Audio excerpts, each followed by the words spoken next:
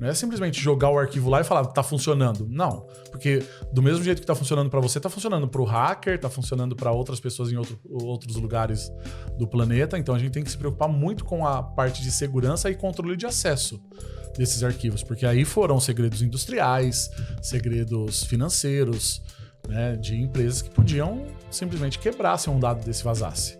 Você chegou a ver algum caso que isso aconteceu? Não de cliente imperícia. meu, mas que de não. muitas empresas. Depois, inclusive, a LGPD é uma lei que ela foi feita em 2018, mas só depois da pandemia ela foi realmente aplicada. E ela se preocupa muito com a proteção de dados de pessoas físicas, sim, mas na verdade ela vem para trazer uma regra geral do que é a importância da cibersegurança. O que eu faço desde 2005, que é controle de acesso, compartilhamento de arquivos e cibersegurança, a LGPD veio para regulamentar, digamos assim, essa parte das empresas. Mas teve muita empresa que colocou no Google e vazou senha, porque o Google ele é baseado no usuário e senha do e-mail da conta que você cria. Sim. Naquela época, as pessoas não se preocupavam em criar senhas fortes, com arroba, exclamação, 12, 13 caracteres. 1, 2, 3 mudar era a regra, né? Mudar com M maiúsculo, arroba 1, 2, 3. Nossa, ou a senha era password. Né? O que eu pegava disso, cara, sem contar o pessoal que troca a senha e coloca num post-it do monitor. Eu chego nas empresas eu fico louco quando eu vejo isso. Eu falo, viu, segurança zero, né? A mesma coisa que você tem um cadeado de papel no seu portão. A sua segurança e a senha, ela tá lá, escrita num post-it. No monitor. Então qualquer um que chegar na frente do computador consegue liberar o computador com a sua senha. Mas tá tudo certo. Então eu vi... E recentemente a gente começou a ver muito mais ataques hackers.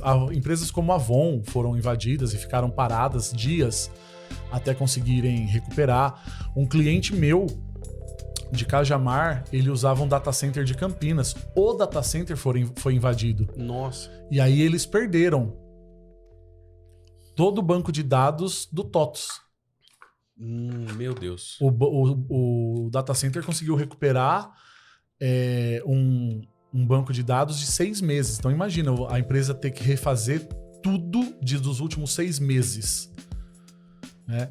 Graças a Deus não era a gente que cuidava dessa parte, mas porque era a responsabilidade do data center. Mas foi um retrabalho muito grande para fazer as coisas voltarem. E aí você não pode parar a empresa. Então a empresa tem que continuar, mas você tem um gap de 6 meses. Então, enquanto tinha gente trabalhando para refazer os últimos 6 meses, tinha gente trabalhando na empresa porque a empresa estava faturando, a indústria estava funcionando. Tinha que continuar funcionando. Tinha que continuar. Né? Então, isso pegou muito na hora de fazer fechamento anual. Né? Contabilmente, fiscalmente, isso pegou muito, porque você vai fechar o ano ali e não tinha dados ainda. Né? Então, foi muito difícil. Então, assim, hoje é o que eu falo. Não existe ataque hacker direcionado, a não ser que você faça alguma coisa e pegue no pé de algum cara do Anonymous, por exemplo, né, que a comunidade hacker vai contra você, mas os hackers eles jogam os ataques na rede. Em quem pegar, pegou. Se você estiver desprotegido, vai pegar em você. Imagina um vírus que está circulando no ar. Se você tiver com imunidade baixa, vai pegar em você. É a mesma coisa os ataques. Eles não são direcionados na maioria das vezes. Né?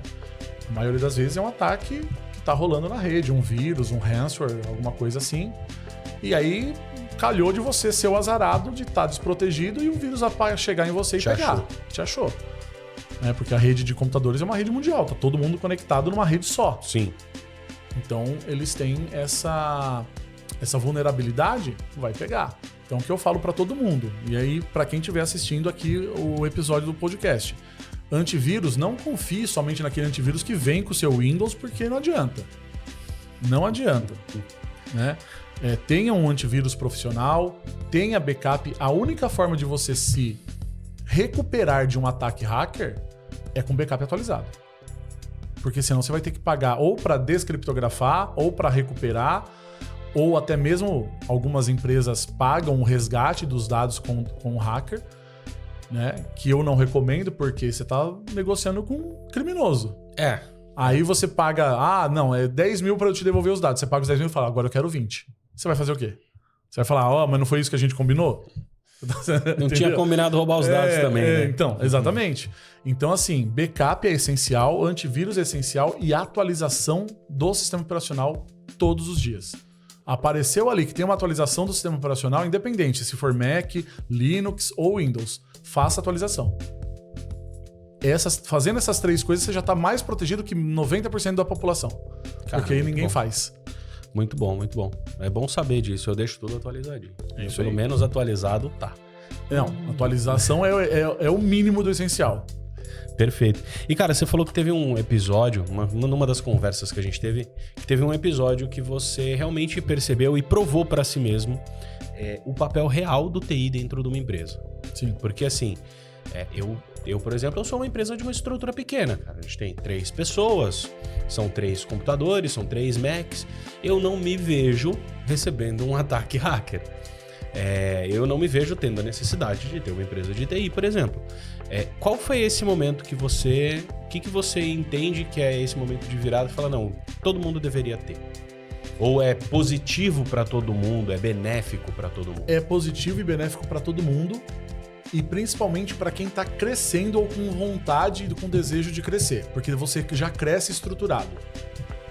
Dalton, hoje você não emite uma nota fiscal sem usar a internet. Você não faz praticamente nada se você não tiver uma infraestrutura de internet. Nem que seja o seu celular conectado no 4G, no 5G, você está usando uma infraestrutura de rede. Você está usando uma infraestrutura de informática para gerar uma nota, para entrar num CRM, para fazer um pedido no ERP. Você está usando uma infraestrutura. Só que o que as pessoas pensam? Exatamente como você falou. Eu sou pequeno, não tenho nada para ser roubado, por que eu vou me preocupar com isso? O problema é como eu falei agora há pouco. O hacker não tá falando assim, a Salcio tem só 3 computadores, deixa eu tentar roubar alguma coisa dela. Não, tá na rede, você tá conectado na rede. As operadoras de internet, elas não estão preocupadas que o modem dela seja inviolável. Elas estão preocupadas em fornecer o que elas são, o core business dela, é o link de internet. Então o modem, ele tem uma proteção básica de firewall, que é quebrada em 2 minutos por um hacker. Então cabe a você ter na sua empresa as barreiras necessárias para atrasar a invasão.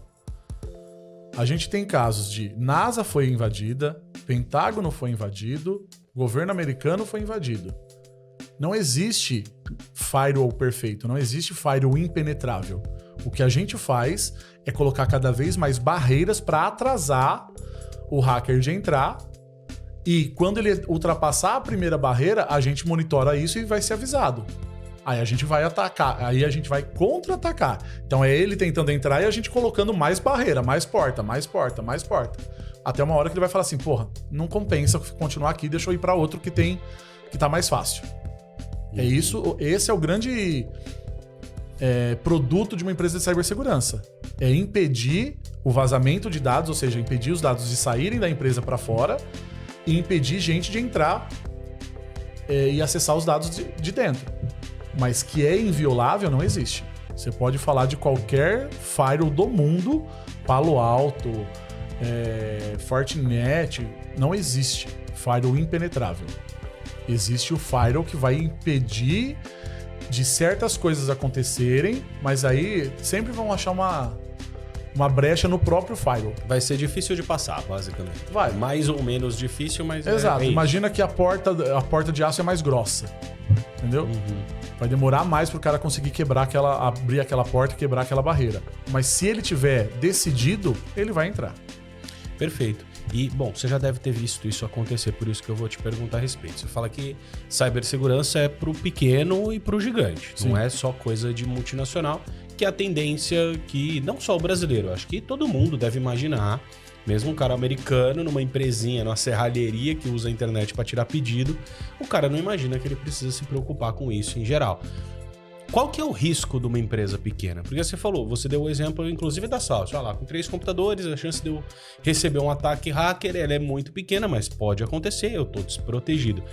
Nesse cenário, você já deve ter visto isso acontecer. O que acontece? O que esse ataque hacker traz como consequência? Tá. É assim, o brasileiro, ele tem uma cultura de apaga incêndio. Essa é uma grande realidade do nosso país. Sim. Ele vai se preocupar quando acontece. Ele não se preocupa na prevenção. Sim. Né? Então, lá fora já é diferente. Lá fora, mesmo as pequenas empresas já têm uma visão de prevenção ao invés da correção. Né? Não que seja geral, mas a maioria sim. O que acontece? Você tem, por exemplo, eu vou pegar a Salcio como exemplo. Pode tá? pegar, fica à vontade. Você gera muitos documentos Sim. dos seus clientes, certo? Sim. Então vamos supor que eu vou pegar e eu vou fazer o rebranding da TechHelp com a Salcio para os próximos 10 anos. Tá? Assim espero. Você vai gerar... Calma, tá. vai acontecer. Você vai gerar documentos estratégicos, você vai gerar provavelmente documentos de imagem, que vão ter ali código de cores, fontes que vão ser utilizadas, toda a estrutura da marca, e você vai ter todo um trabalho de pesquisa, de desenvolvimento, tudo aquilo que você faz e você coloca num documento, seja ele Word, PowerPoint, o que quer que seja. Vai estar em alguma coisa. Vai estar em alguma coisa. Vai estar em alguma coisa. Eu invadi o seu computador. Eu vi que você tem aquilo lá. O que eu posso fazer? Primeiro, eu posso entrar em contato com o seu cliente falando: ó, invadi o computador deles. Tô com todos os seus acessos, todas as suas características de marca estão nos meus poderes agora. Eu quero 100 mil para não vazar isso pro seu concorrente. Eu quero $500 mil para não expor isso na internet que a sua marca foi invadida. Porque depois de acontecido, Dalton, aí, para você recuperar a imagem, é mais difícil. Sim, não, isso com certeza. Então, assim, e aí a gente não tá falando só de custo financeiro, eu tô falando de custo de imagem.